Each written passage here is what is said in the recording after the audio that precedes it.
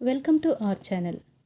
ప్రతి భర్త తన భార్యను మరో తల్లి రూపంగా భావిస్తే, ప్రతి భార్య తన భర్తను తన మొదటి బిడ్డగా పరిగణిస్తుంది. ఇది మధురమైన బంధం, ఇప్పటికీ ఎప్పటికీ కూడా. నువ్వు అలిగావని నేను అలిగితే ఆ బంధం నిలబడదు. బంధం నిలబడాలి అంటే బాధ భరించాలి, బ్రతిమిలాడాలి, బుజ్జగించాలి.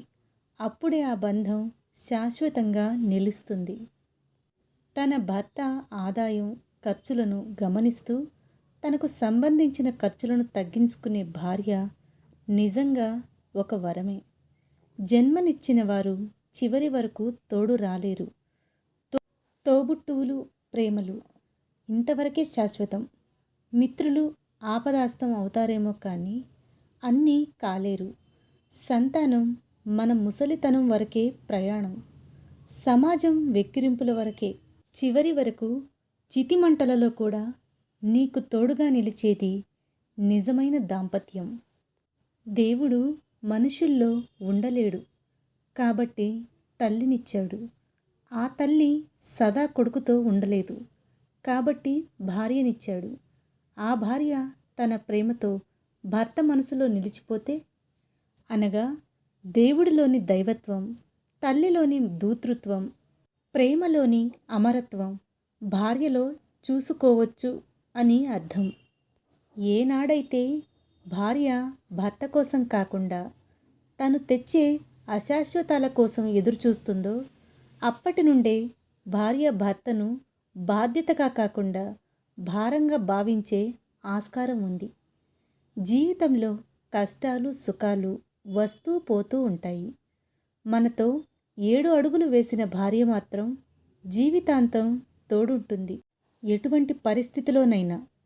కన్నవారు, కావలసిన వారు నిన్ను వదిలేసినా, నువ్వు తాళి కట్టిన అర్ధాంగి, నువ్వు నేర్చుకున్న విద్య నిన్ను ఎప్పుడూ ఒంటరిని చెయ్యవు.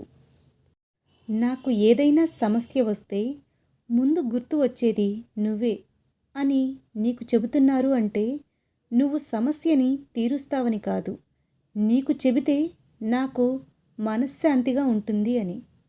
మీ భార్యను ఒక పసిపిల్లలా చూసుకోండి. ఎందుకంటే నీ చివరి దశలో నిన్ను ఒక తల్లిలా చూసుకునేది తనే అన్న విషయం మరువకండి. నీకెంత అదృష్టం కలిసి వచ్చినా, నువ్వెంత కష్టం చేసే వాడివే అయినా, నీ భార్య సహకారం లేనిదే నువ్వు ఏ రంగంలోనూ రాణించలేవు. ఇది గుర్తుంచుకో. భార్య చేసే త్యాగాలు ఎవరూ చేయలేరు. భార్య పంచే ప్రేమను ఎవరూ పంచలేరు. భార్య చేసే కష్టం ఎవరూ చేయలేరు. ఏదీ ఆశించకుండా జీవితాంతం భర్త కోసం బ్రతికేదే భార్య. మూర్ఖురాలైన మహిళ తన భర్తను బానిసను చేసి ఆ బానిసకు యజమానిగా ఉంటుంది. కానీ తెలివైన మహిళ తన భర్తను రాజును చేసి ఆ రాజుకు తను రాణిగా ఉండాలి అనుకుంటుంది. నీ కోసం ఎదురుచూసే మనిషిని 1 గంట, 1 పూట, 1 రోజు నిర్లక్ష్యం చెయ్యి, తప్పులేదు. కానీ ప్రతిరోజు అలాగే నిర్లక్ష్యం చేస్తే ఏదో ఒకరోజు నువ్వు కావాలని పిలిచినా పలకనంత దూరం వెళ్ళిపోతారు. ఉన్న వాటి విలువ అవి మన దగ్గర ఉన్నంత వరకు అర్థం కాదు.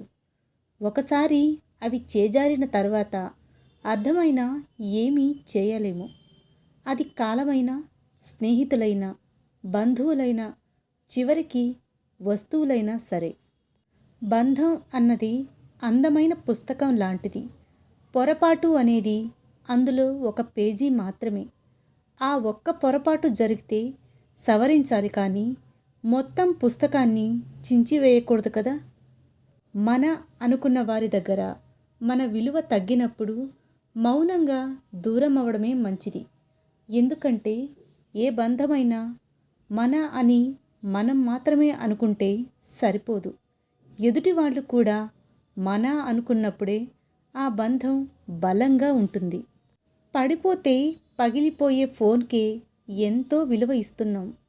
అలాంటిది జీవితాంతం మనతో ఉండే బంధాలకు ఇంకెంత విలువ ఇవ్వాలి? చిన్న చిన్న కారణాలతో బంధాలను దూరం చేసుకోకండి. ప్రశాంతంగా జీవించాలి అనుకుంటే ఎదుటివారు మారాలి అని గాని, మార్చాలి అని గాని ప్రయత్నించకండి. మీరే మారండి. కాళ్ళకి ఏమీ గుచ్చుకోకుండా ఉండాలి అంటే మనం చెప్పులేసుకుంటాం కానీ రోడ్డంతా తివాచీ పరుస్తామా? చెప్పుడు మాటలు చెప్పిన వారికన్నా వినేవారికే ప్రమాదం ఎక్కువ. ఎందుకంటే చెప్పిన వారు చెప్పి వెళ్ళిపోతారు, కానీ విన్నవారు మాత్రం రోజులు నెలల తరబడి చిన్న వాటితో పెద్ద కథలు తయారు చేసుకొని భ్రమను కల్పించుకొని అందులో చిక్కుకుపోతూ ఉంటారు. మంచి బంధాలను పోగొట్టుకుంటారు.